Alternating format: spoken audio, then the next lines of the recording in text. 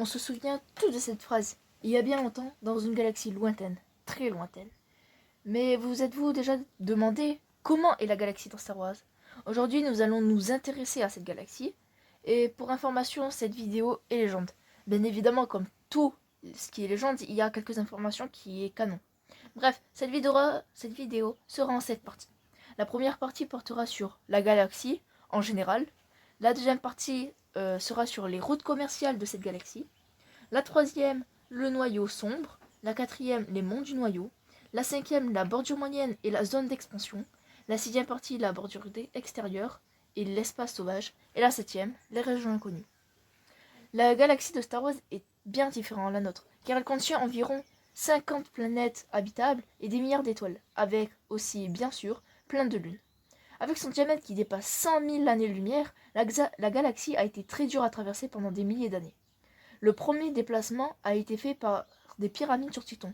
Si ça vous intéresse de voir le premier déplacement, je vous conseille d'aller voir le livre La jeunesse des Jedi, qui est une BD, ou ma vidéo sur le début des Jedi.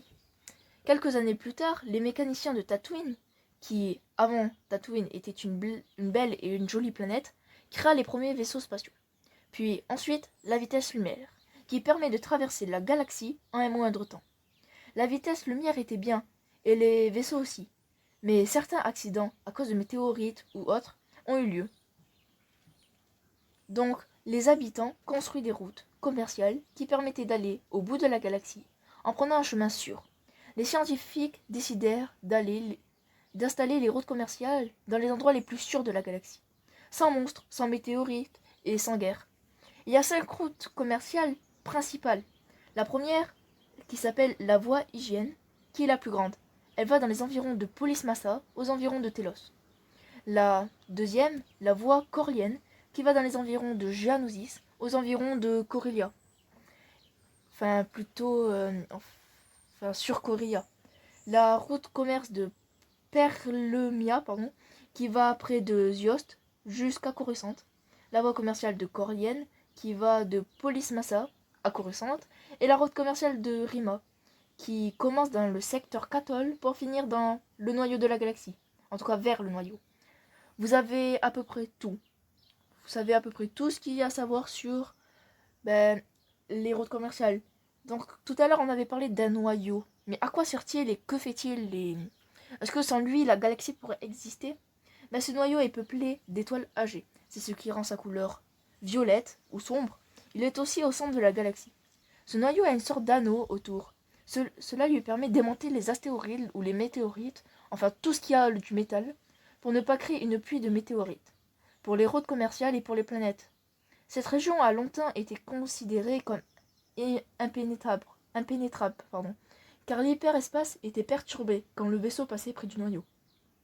Puisque le noyau est le symbole de la galaxie, les habitants préfèrent rester près du noyau. En plus, ils ont à peu près plus de chances de pas se faire attaquer par des météorites. Les planètes proches du noyau se nomment les mondes du noyau. C'est là où se trouvent les planètes avec le plus de richesse. Et souvent aussi les plus peuplées. Comme Coruscant, qui est aussi nommée la perle du monde, des noyaux. La planète rêvée par les gens, avec sa technologie impressionnante. Il y a aussi Alderaan qui mélange richesse, élégance et nature. En bref, les planètes les plus stylées, on va dire, se trouvent près du noyau. Coruscant est tellement populaire que beaucoup d'espèces disent d'être origine de Coruscant, pour être mieux vues par les autres citoyens. Mais il n'y a pas de preuves scientifiques que leur origine vient vraiment de Coruscant. Du côté d'Alderaan, c'est une planète très réputée, car sa nature est préservée avec de jolies montagnes, etc. Ses bâtiments sont très jolis. Personnellement, et je ne pense pas être le seul à penser ça, Alderaan est plus jolie que Coruscant car elle mélange moderne et nature. Cette planète est la plus peuplée, mais elle a été détruite en 0 après Yavin par la destructrice Étoile de la Mort, sous les ordres de Dark Vador. Il y a plein d'autres planètes autour du noyau très jolies. Un peu plus loin des mondes du noyau se trouvent d'autres planètes, appelées les planètes de la bordure moyenne. Cette bordure a de moins en moins de ressources naturelles. C'est pour ceci que certaines planètes restent privées, pour laisser place à la nature.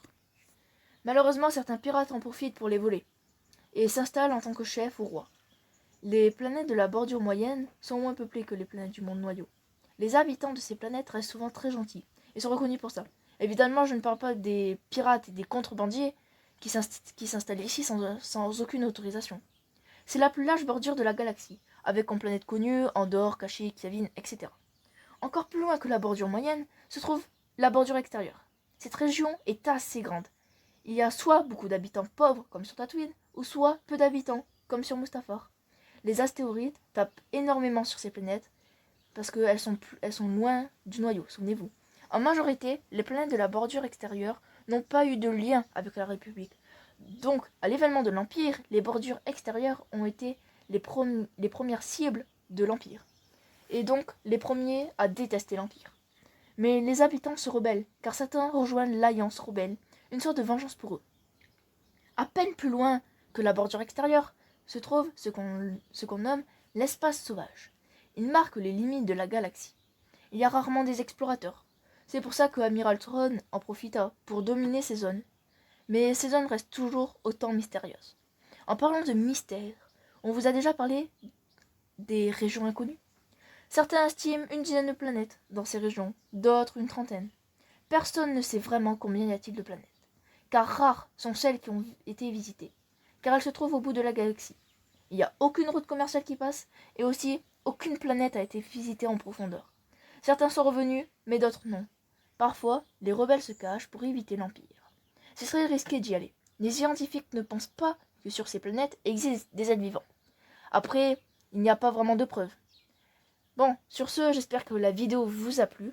Donc pour moi, c'est une vidéo assez particulière parce que c'est une des premières avec autant recherché, on va vrai dire. Et on va rester sur cette longueur d'onde. On va toujours être avec toujours à peu près comme ça présenté. Peut-être pas avec les parties et tout, mais voilà.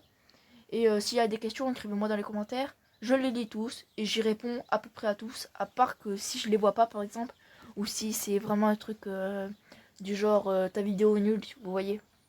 Mais bon, bref. N'oubliez pas le petit pouce bleu et de vous abonner si c'est pas fait. Et que la force soit avec vous. À jamais.